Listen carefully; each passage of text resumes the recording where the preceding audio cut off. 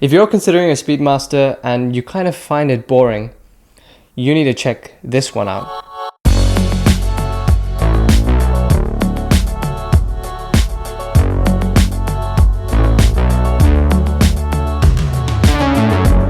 So what are we talking about in this video? Essentially, this is a non-boring Speedmaster alternative that flies under the radar of most watch enthusiasts. This particular watch, the Breguet Aeronavale Type 20-3800, I think that's about it. This watch belongs to Ken Watches. They're a watch dealer in Hong Kong. Check them out online. To begin with, I want to talk a little bit about Breguet. What I really care about is the design and what it's like to wear. It's a watch, not something sentimental, and that's not a reason I ever used to buy watches. So normally I'm not interested in history, but this particular brand I think deserves a little bit more context because Breguet has been more influential in actual watchmaking than most brands.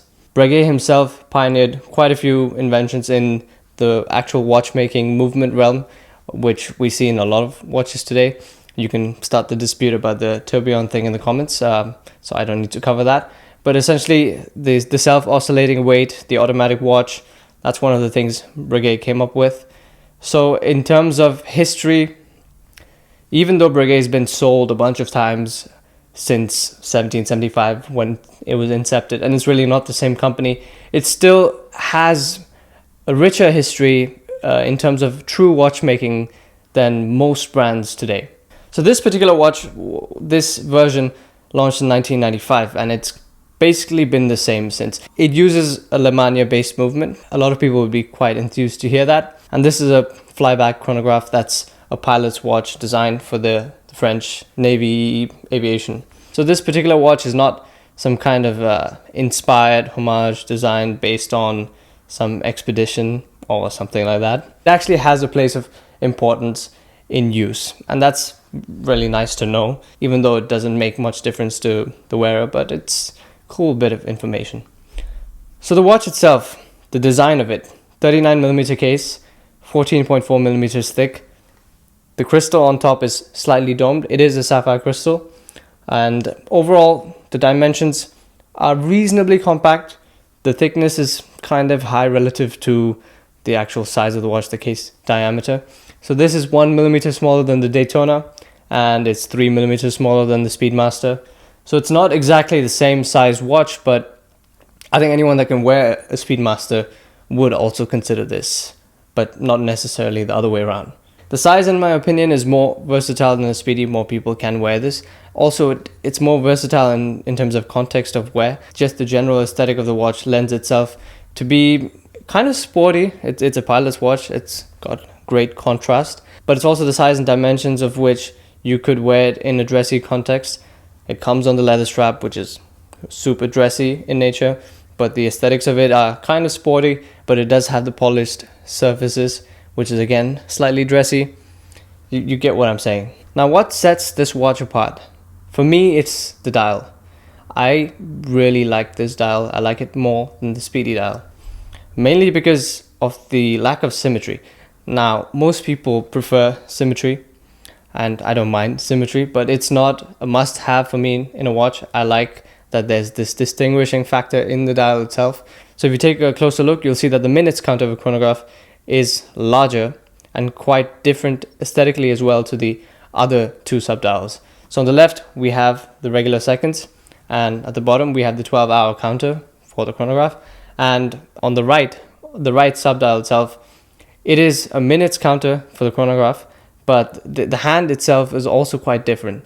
And the first thing that struck me when I looked at this was, that's kind of the Panerai seconds hand. And I really liked that for some reason. You either like it or you think it doesn't work. I guess you can't really fit in the middle, and I really like it. Now, more on the hands. I really love the hands on this watch. I really like that the frame of the hands are white, so it really blends in with that lume, and it's very, very contrasty. It's exactly what you need in a pilot's watch, and I like the way they do it in this one. Even the numerals, thick, dense lume, Arabic numerals, very blocky. I love the font. I just like this particular aesthetic. Even though there's a difference in font between the main dial and the subdials, I just think it all adds up and meshes quite well. A lot of people would consider this too busy. I think the Navitimer gets closer to too busy. I like this aesthetic and I think it fits the dial and the size really well. Now onto the case. The case is also very interesting on this watch. The main thing that stands out are the side flanks and the general side profile of the case. It has this coin edge, but it's throughout the whole thing. It's not an edge. It's just kind of fluted. And it's not done in a tacky way. If the fluting was really blocky, it would cheapen the watch. But the way it's done, it just adds a lot of texture and it just makes the side flanks not boring at all. In pictures, you don't think you're going to like it, but in person, it's quite interesting and quite different. The bezel itself, I'm not sure if I'm the biggest fan of it. It's quite polished. It's a fingerprint magnet. It scratches pretty easily. I don't like those characteristics, but it is a rotating bezel, aviation purposes. And the main thing I like about it is that triangular marker at 12 and the lume on it. It's really beautiful. I love the lume on this piece. The pushers themselves, they're comparable to the Speedmaster. Of course, the movement is different, so the tactility is quite different. And this is a flyback chronograph, which is more advanced than a regular chronograph where you'd have to pause before you reset the timer. You can just start this and reset it. I don't like doing that, but you can, and it's perfectly fine. So it is more advanced. And the crown itself is screw down, but the pushers are not. And this is a big factor. This is a major factor in Daytonas, particularly the pushers being so much less useful because every time you want to use it, you have to unscrew it, and that just takes the fun out of the moment, and you just end up not using it at all. That's one of the good things about the Speedmaster, and that's a really great thing about this. But this even has a screw down crown, which makes a lot of sense. The crystal definitely feels a little bit lacking. It's a decent crystal, but it's kind of reflective. I would like to see some proper anti-reflective coating the way Zinn does it on their domed crystals. But yeah, it's can be improved.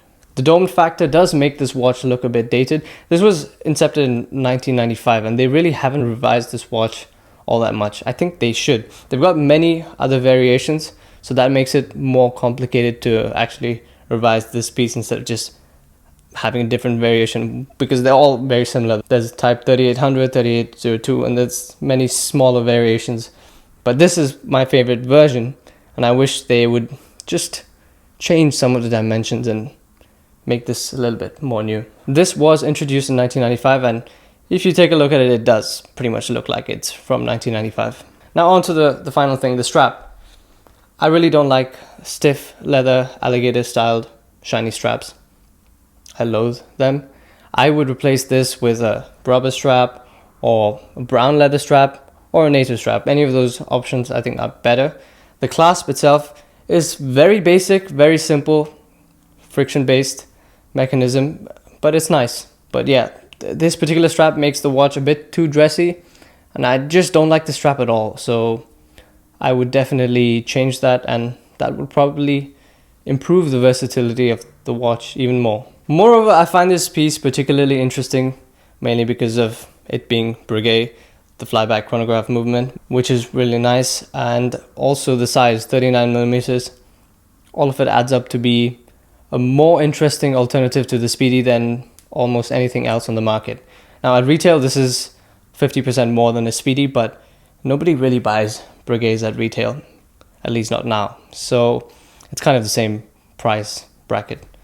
You can get them used for virtually the same price. So would you actually get this over Speedmaster? Would I do that? I'm not sure. I might just go for the Speedmaster. A, because I've never had the Speedy. B, because I like the larger size. It works well on my wrist. I do think this dial is certainly more pleasing to me. And it has a lot more eccentricity than the Speedmaster. But then again, it comes down to whether you've ever owned a Speedy or not, and I haven't. If you have, then that makes this particular watch all the more appealing, I guess. I spent time with both watches, and I can certainly say that this was far more memorable. Put your thoughts below in the comments, and check out this video or this one. Cheers.